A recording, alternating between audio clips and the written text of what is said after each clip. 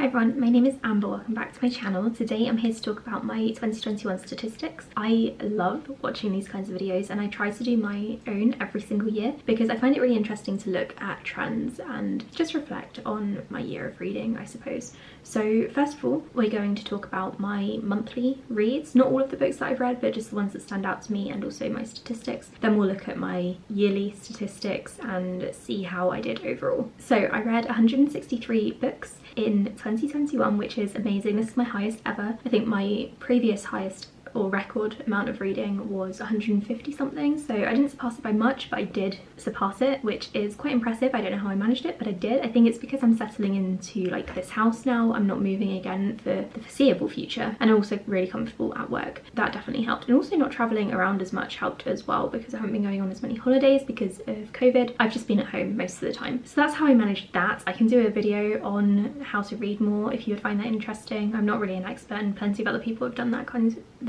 of video, so I don't really know what else I would add.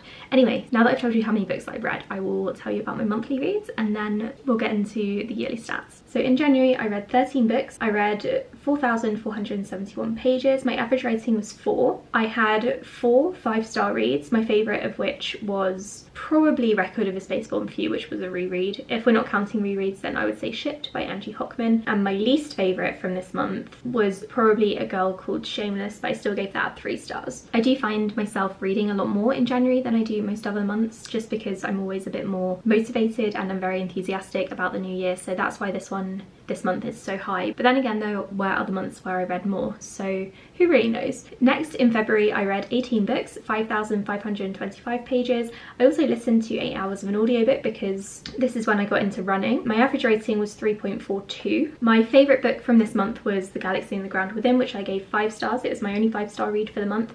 And my least favourite was The Lodge, which I talk about in my worst books of 2021 video. In March I read 13 books. I read 5,059 pages. My average rating was 3.69. My favourite book of the month was Crown of Feathers, which I gave 5 stars.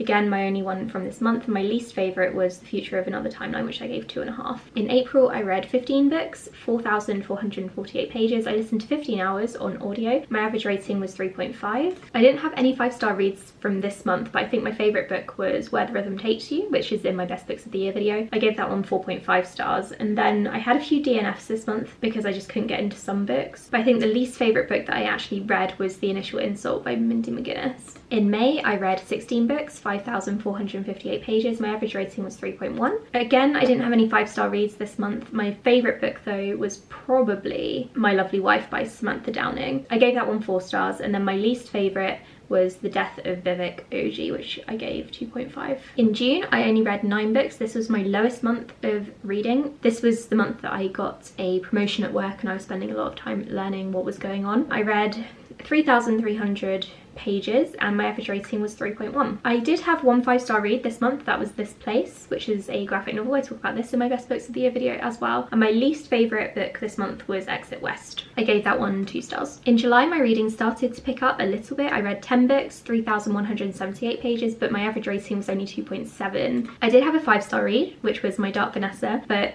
I also read Serpent and Dove, which was a 1-star, and I think that brought my entire average down because otherwise I was only really reading 3-star books.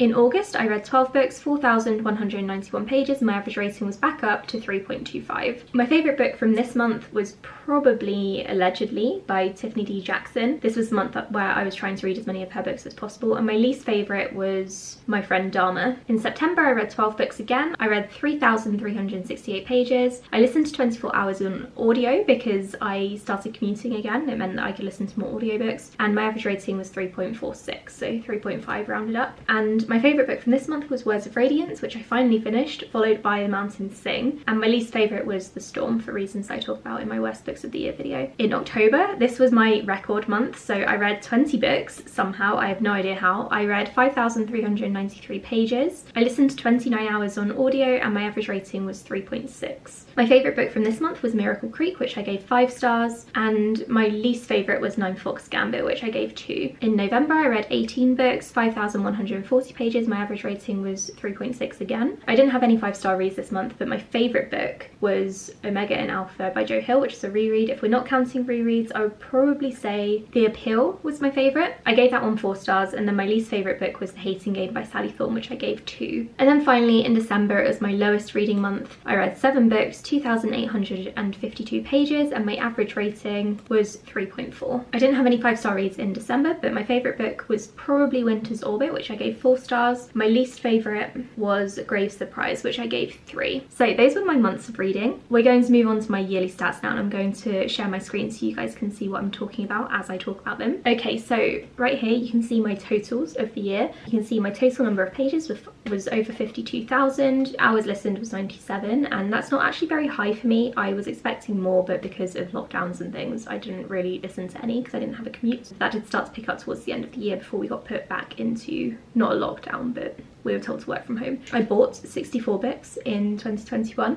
It says I have 2 library checkouts, but I didn't actually record those, so let's ignore them. I read 163 books in total, and 25 of those books were rereads. You can see here that I upped my goal to 150, which means I was 109% over, or I was 9% over my goal, rather, that's how maths works. You can see here what I was basically just telling you about my monthly reads. So my highest month was October. I read 20 books and DNF'd 2, and then my lowest month was December, where I DNF'd 1 and read 7. And again, you can see that there. My star ratings, you can see, look absolutely fantastic. I'm really happy with these. My average overall for the whole year was 3.4, which I count as good because 3 stars means that I enjoyed the book. And you can see here these colourful colours, the nice ones, are all 3 stars and up. So we go 3, 3.5, 4, 4.5 and 5. And then these orange, red and pinkish grey colours are 2.5 stars and below, meaning I didn't really like those ones, but that's obviously under a quarter of what I read, so I'm really happy with my reading in 2021. I enjoyed most of the books that I read. You can also see here that I didn't have too many books under 2.5 stars. As you can see here, 61.5% of my reading was physical books, 32.6% of my reading was ebooks, and then this tiny little one in here is 6.3% on audio. I'm expecting in 2022 my audiobook reading to go up because I'm probably going to be going back into the office at some point, but not full time. We will see. And then here you can see the audience, intended audience. The majority of the books I read were adult books, so almost 75%. YA was 22.9%, and then we've got like 2 new adult books, yeah, and 3 middle grade. So in previous years I did find this a little bit strange because I was so used to reading so much YA, but I'm definitely aging out of YA, and while I still enjoy it, at least some of the books that I read, some books I also don't really gravitate towards anymore, which is why I didn't pick them up at all. And I think my focus on adult reading is part of the reason why I gave so many books higher ratings. Going forward, I probably expect middle grade to go up a little bit because it is a genre that I want to explore. New adult, again, if publishers start actually publicising or marketing books as new adult, that would be good, so I could log them, but I'm expecting it to stay about the same otherwise. I don't think I'll ditch YA entirely, but I will definitely be focusing more on adult books. You can see here the total of own voices or non-own voices books, but I stopped tracking that partway through the year just because the LGBTQ or disability own voices rep, I wasn't sure whether or not it was own voices or not, and it would have either required a lot of research or the author maybe was not sharing at all, so I stopped tracking that on this spreadsheet. Here you can see where I got the books that I was reading from. The highest percentage is owned pre-2021, which means that I bought all of these books before 2021. So they are my backlist books, or they were, and that was definitely one of my goals in 2021. I wanted to read more of my backlist books, and I definitely managed that. I would like this number to be higher in the future, but I'm not going to complain. The second highest is what books that I bought in 2021. This is partly because I was excited about them and partly because I was doing my Reading to Zero challenge, which I'm still doing. I'm trying to read books as soon as I haul them, or as close to the time that I haul them as possible, because that's when I'm still very excited for them and really enthusiastic. So that's going to be continuing on in the new year, and that number might be higher, but still hopefully not as high as my pre-2022 books. Next we have NetGalley. I read 29 NetGalley books. I do want that to be higher this year, and I read 22 books from the library. I do want to continue to support my local library, and I want to go regularly so people know that I am using it, but I don't know if I'm going to read as many books from the library this year because I want to focus on my owned TBR. And then these ones are a mixture of Kindle Unlimited, which I tried for the first time in 2021. I enjoyed it, but I don't know if I would keep it because a lot of the books I want to read aren't on it. And I also have, again, a massive backlist TBR. And then some were gifted, some were Audible, some were other, that I can't remember. I think I just can't remember where they came from, and a few were from the publisher. You can see here that most of the books that I read were traditionally published, a few indie, and then 4 self-published books. Most of the books that I read were standalones, but quite a few were part of a series. I'm slowly getting back into series well, I have been recently. I went through a bit of a series slump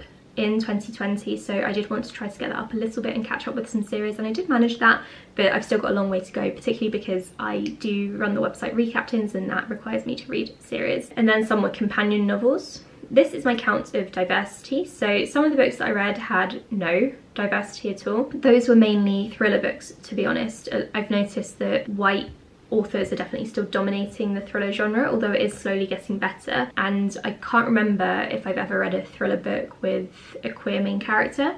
If you know of any, leave them in the comments below because I would love to know. Or even disabled. Actually, I don't think I've read any with disabled main characters apart from J.K. Rowling's thriller series, and I don't want to carry on with that. The majority of the books I read though did have, oh no, they had racial representation, and then there was a combination in the books, so they could have been queer, people of colour in the books, or written by a queer person of colour. In here we've got some LGBTQ only, split into 2 because I've missed out some letters.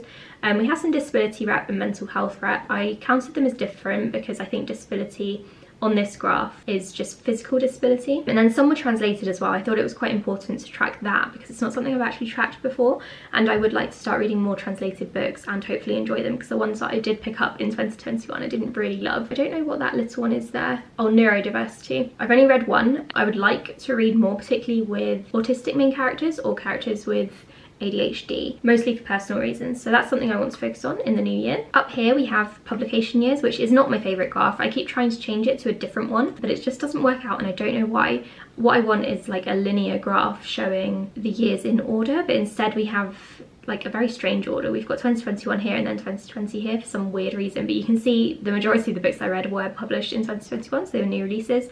Then 2020 I was trying to catch up with the books that I had missed. 2019 the same thing, and then going back further they were just random books I wanted to pick up. This publisher graph just shows who published the books that I was reading. The majority were by Penguin Random House, which is probably because they have bought so many companies now, and they obviously merged Penguin and Random House, which were 2 of the biggest publishers in the West. And then followed by HarperCollins, who I am auto approved by on EW, which is why I've read so many of their books. And then we've also got Macmillan. HarperCollins also publishes a lot of debuts, particularly by POC authors, which is really cool. So I've read a lot of those, and I also read some by Macmillan and Hachette. Subgenres I'm not really going to look at because it's just all a bit random, really. I don't think there's any real indication of anything in there. Okay, and then here we have author stats. Sorry if the angle changed, my battery went and now it's about to die again, so I need to hurry up. Here you can see that I have author stats. The majority of the books that I read were written by female authors or people who use she, her pronouns, and then he, him, and then they, them. I'm probably not going to track this next year because I found that a lot of authors don't have this in their bios on Twitter or on their websites. They don't share their pronouns, which is entirely fair, and it just takes a lot of research on my part. I do want to still be quite conscious of picking up trans or non-binary or genderqueer authors, but at the same time I don't think it's really fair to count people under these categories if that might not be true. So I've decided to just leave that out of my stats. And then author race, you can see here that the majority that I read were from white authors, so 65.5%, and then that would mean that I read 35-ish% POC authors. Some were unknown. I honestly couldn't tell you what their race was because I tried looking on their websites, but this is something I do want to keep tracking. So I put in the research, but they didn't actually share, and some of them outright said they weren't comfortable sharing, so that's why some are unknown. We've got black authors in there with 11%, another 11% is Asian, which I have listed as different to Middle Eastern just because that's what this spreadsheet that I downloaded does. Again, this is something I want to carry on doing in 2022. I would like to get this number of white authors down. I like to keep it to 50-50. Again, the thrillers really bumped this up. I was doing quite well and it was down to 60% I think in October, and then a bunch of thrillers happened. So again, I'm specifically on the lookout for some POC thriller authors this year in 2022. And then you can see here that 47% of the books were by authors that I'd read before, 33% were debuts, and 19% were new to me authors, so not necessarily their debuts, but ones that I had only just discovered. And then here is my favourite chart of all. It's my countries visited chart. So what I do here is I track the location that the books are set in, and ideally I do want to pick up books that are written by authors of this background or who are based in these countries, and for the most part I did do that. So you can see here that I read from Canada, US, I read 83 books from the US and probably about 50 from the UK, I would say, but the numbers don't show up on this graph, I don't know why. I read from Mexico, I read from the Bahamas as well. Something that I really wanted to do in 2021 was read some more books from South America, because I hadn't done that at all in 2020, and I did. You can see that I've read from Peru, Ecuador, French Guyana, I think is how you pronounce it, and Tobago. Moving over, I've read some books set in Africa. I think there are a couple in Egypt, one in Nigeria, and then one in Botswana. I do want to focus a bit more on Africa and South America in 2022. Europe, you can see, is quite populated. So I've read from the UK, I've read from the Netherlands, I think I've read, no, I haven't read from Belgium, France, Italy, Czech Republic, Sweden, Greece. I think I'd like to focus a little bit on Eastern Europe in the next year. Come on, hurry up. My battery is flashing. Here you can see that I read from India, Pakistan, Afghanistan, Vietnam, Japan and South Korea. And then down here, Australia and New Zealand. So I'm really happy with this. I'm happy that I managed to kind of read through several or all of the continents apart from Antarctica. I would like to fill in some of these gaps in the future, and like I said, focus on South America and Africa and Eastern Europe, I think would be cool. I'm also missing a lot of the Middle East here, so it would be good to read some books from those countries too. So those were all of my statistics. I hope you enjoyed watching this video, and I've given you some insight into what I read in the last year and what I want to focus on or improve upon in the coming year. Let me know if you've done a statistics video or if you know of any good ones, because I would love to watch them. Thank you so much for watching this video, and I'll speak to you all again in my next one. Bye!